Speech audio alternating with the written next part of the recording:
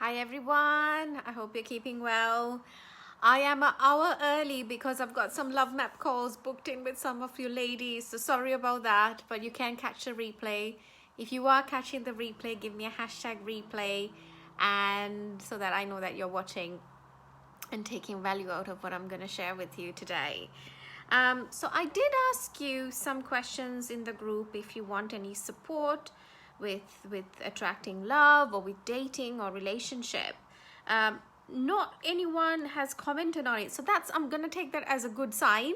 You don't need much support because you must be doing, clearly it's working. So I'm happy for you for that.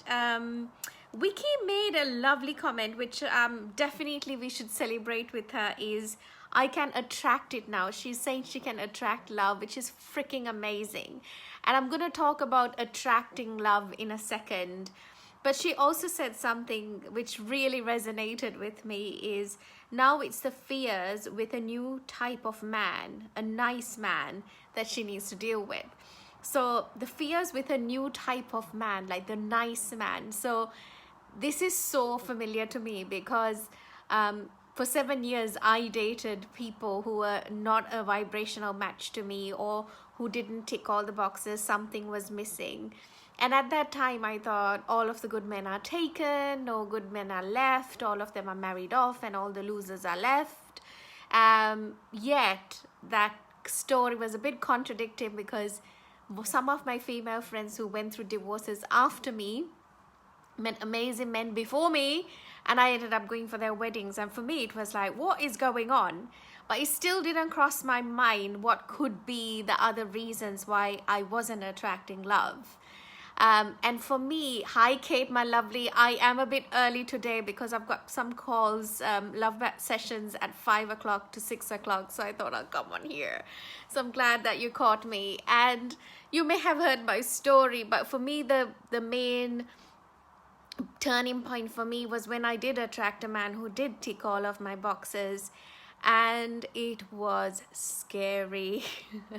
All these fears came up. What if I fall in love with him and get hurt? Or what if he doesn't like, when he finds out the true me with my sense of humor and my flaws?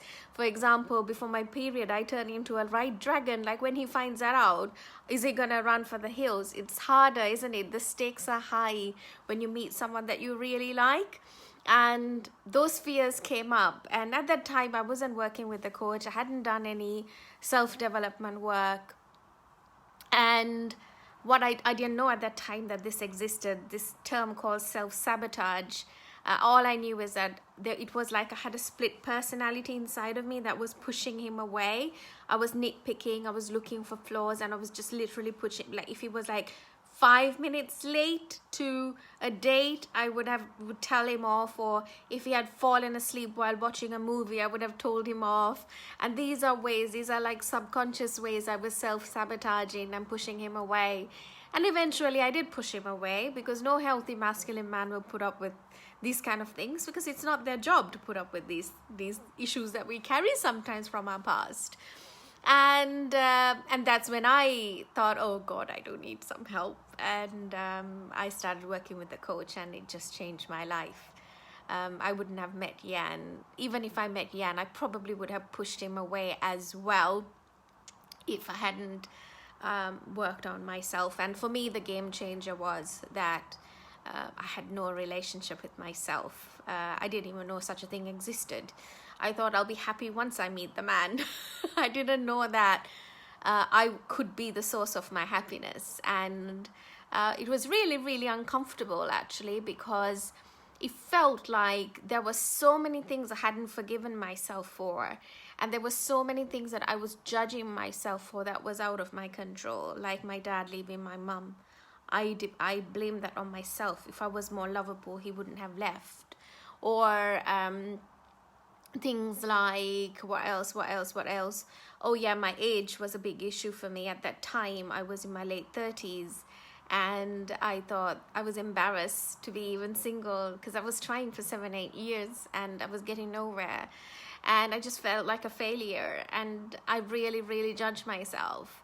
And hi Sarah, my lovely. And Sarah and I did the same course. That was the first course I signed up to, and we worked our socks off, didn't we, Sarah? We really got ourselves out of our comfort zone. And yes, we did see results, right? We really communicated, we tapped into our feminine energy and all of that. And personally for me, it was a game changer, massive game changer. And my only regret that I had was I wish I realized it sooner, but I had to go through what I went through, and that's it. Today I wanted to talk to you about universal laws, because some people feel like other people are lucky. Why does life turn out for some people? Why life turns out a certain way for other people? For me, I used to think it was karma as a Buddhist, because I'm a Sri Lankan and I come from a Buddhist background, that it was out of my control. Whatever comes my way, I just have to accept it. Or is it just luck that you bring from your past or whatever? But it was actually good for me. I found it really, how can I say, reassuring when I found out that there are universal laws that doesn't favor anybody, that applies to everybody. So this universe is abundant. And the examples I can give you that this universe is abundant is, think of it when it rains. It rains sparingly, right? Countless raindrops. Look at a random tree, any tree. How many millions and millions of leaves do that tree have? Like, everything is abundant. When it snows, it freaking covers the whole earth, like the whole earth in the sense, the whole area that you live in when it snows, right? Yeah. Do we ever count how many breaths we took? Abundant. Everything that is to do with nature and the universe is abundant. It is more than enough. Anything that is man-made is what is limited, right? Limited laptops, limited phones, limited by price. Everything that is, we feel like has a constraint or a lack, is with man-made things. Like, for example, some people feel like lack of money, right, is also money is, well, man-made, but it is coming from trees. So again, you could argue, some people would say that it's not man-made, because the notes are created through trees. But the whole point is that if you think of anything of the universe, this universe it's full, it's always full of whatever it gives us, right? And what I wanted to say that is that there are so many laws, but there are so many laws. I'll give you examples. Laws of polarity. So the law of polarity is like opposites attract, the yin and yang energy. So feminine and masculine, the polarities create this amazing attraction that lasts for a long time. If maintained properly, it could last a lifetime. You have law of desire, so you have laws of balance. You have law of gravity, for example, that applies to all of us. And there's so many laws, like law of balance, if I didn't say that before. So there's so many laws, but today I'm going to talk to you about law of attraction. And not everyone, I haven't spoken about it much. I may have touched on it in certain master classes. And based on what Vicky said, I said I haven't spoken about it for a while. So I thought to myself, I'm going to talk about it today. So when I say this universe is abundant, it has always more than enough, like it's big, it doesn't think small. It also applies to what you focus on. So what you focus on expands. So if you focus on lack of money, lack of men, lack of love, you will get an abundance of that. So this law, it's like law of attraction is mirroring your beliefs. If you have a belief that relationships are difficult, relationships don't come to me easily, relationships are hard freaking work, then what happens is there's no favorism, there's no intelligence there. It's just a law that will match that. So it then becomes a self-fulfilling prophecy.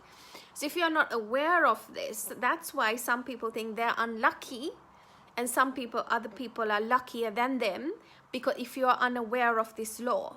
So there's no favorism here. So just to be aware of it. It's just to be aware of it, okay? So we'll say, for example, like here, Vicky can attract love now, which is amazing. And I know her so closely. She's amazing, and she can easily attract amazing high quality men. And now what she's working on is her fears, because the more, so those fears will convert into beliefs about good men may not like me, or what if they see the real me, they won't like me. If that is a belief that is strong in her vibration, what will happen is that is what she will get in abundance.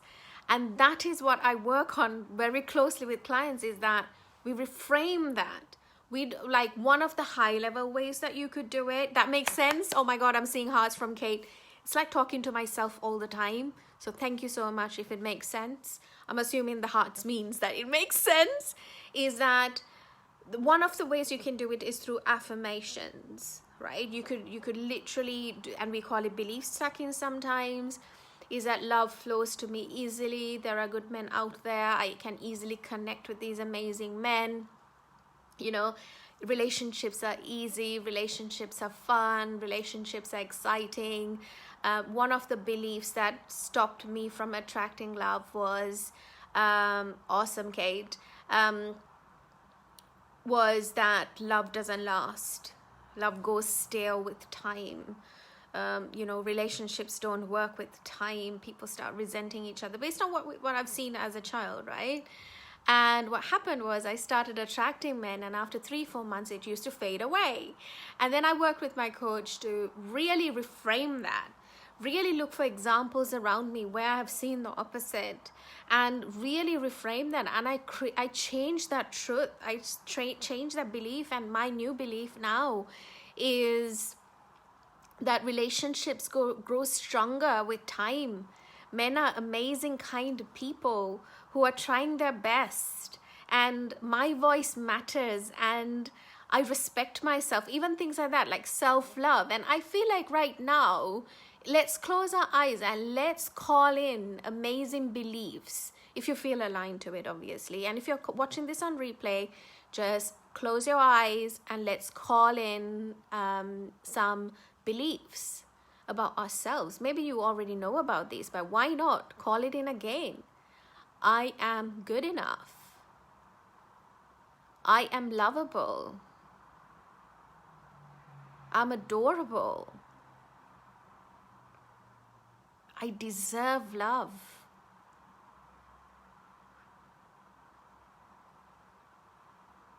I deserve to be happy. My needs matter.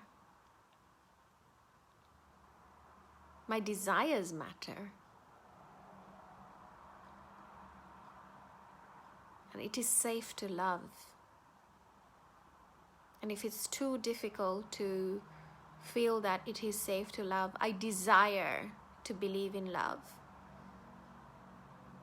I desire to believe that it can happen for me.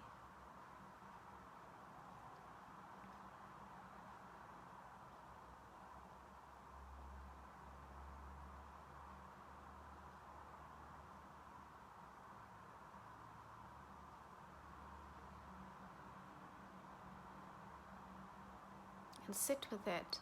I'm getting all these sensations, and you can literally keep on feeding those, like it's like seeds. We're putting in seeds inside of our head where we are literally changing the way we think.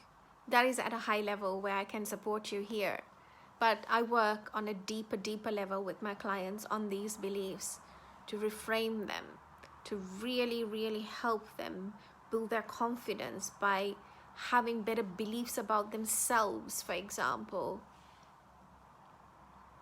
I do struggle lately, somehow keep attracting married guys or the ones that are in a kind of relationship.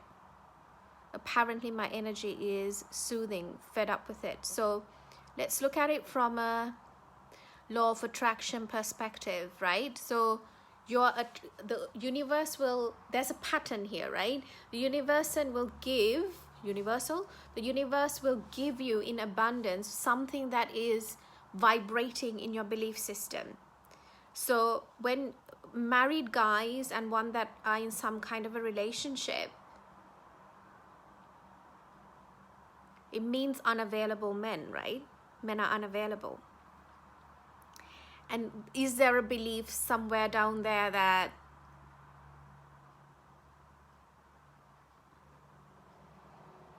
something about men have commitment issues?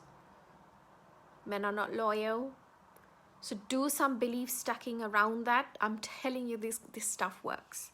So pause that for a bit. Pause that. So what happens is, you know that your beliefs are working when you see different results. So for example, okay, before I go to that one, so here, if we no, you don't want, so we need to find where in your energy fields, where in your energy field is that unavailability.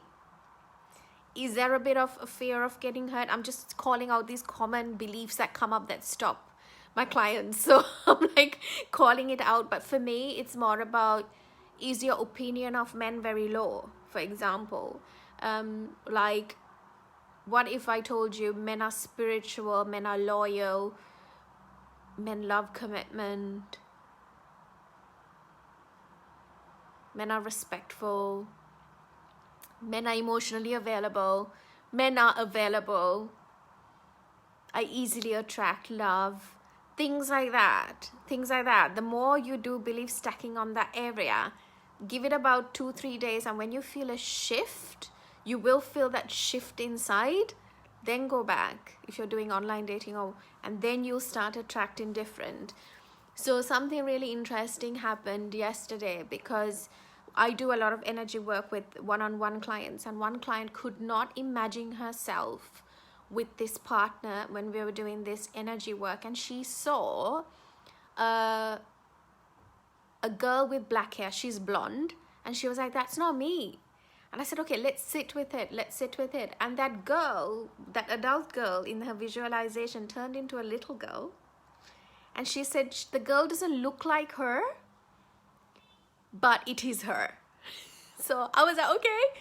So we did this guided visualization, and the more she threw love into that little girl, the more she assured that little girl that she was gonna be okay. The more she said that to that little girl, that she loved her and that she's safe and she's gonna be taken care of regardless, she gradually turned into my client. So if this resonates with you, either this is for you, kid, or it's for somebody else, do some inner child work. I mean, I don't encourage to do it too much. Don't go too deep. Do it at a surface level. You'd rather do it with a certified coach, because they're trained to do these kind of things. So try these different things, because what they say is, what insanity is trying the same approach and getting same results, right? Change the approach and you'll get different results. Different approach, different results. And it doesn't have to take months. These things can change in weeks, right? So that is what I was going to cover today. I hope that helped. And I still have a few spaces available of my love map sessions. If anybody is ready to attract love, anybody who is interested in working with me at a very close level, I work with clients on a one-on-one basis. I currently have a 12-week program. You get like 1 hour weekly sessions with me and messenger support. And the price of the program is £2,497. There are payment plan options available as well. So yeah, just drop me a message if you're interested and we can take it from there. Kate is saying, so there is hope then. Of course. Oh my God, Kate. I mean, Sarah has seen this. Oh my God, I can't even recognize myself now. I was attracting unmarried men. Their wives used to call me and scream at me because I didn't know I matched with them online.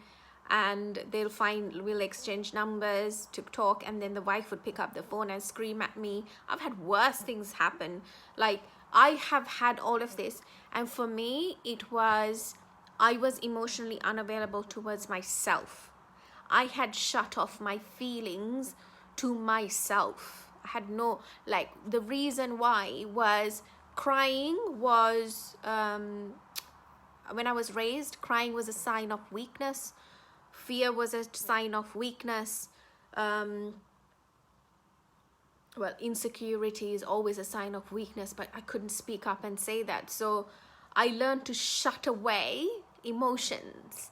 I never cried at my father's funeral, for example, because I didn't want to come across as weak. That felt right at that time because that's what I was raised with. So I was like this stone-hearted zombie going for these dates, and externally I may have looked like a female, but I was dead inside. And it was really uncomfortable to find that life that was inside of me that had shut off. I cried a lot. It just takes a bit of a different approach, like going inside, understanding you, understanding your weaknesses, understanding that everything that happened in your past was to bring you to this place. It's not a waste. I have a client who has regrets about her past that we are reframing, and we are trying to understand how she turned into this beautiful, amazing, successful woman because of her past. Yes, it was not nice to go through, but it created these beautiful people who are in this group and who I'm working with so closely. So, and my biggest analogy I can give you is childbirth. I mean, the greatest pain of child labor brings you to that most amazing, beautiful baby that you hold in your arms, which you forget all the pain that you go through. And that is amazing, like, analogy of life, that pain is not necessarily a bad thing.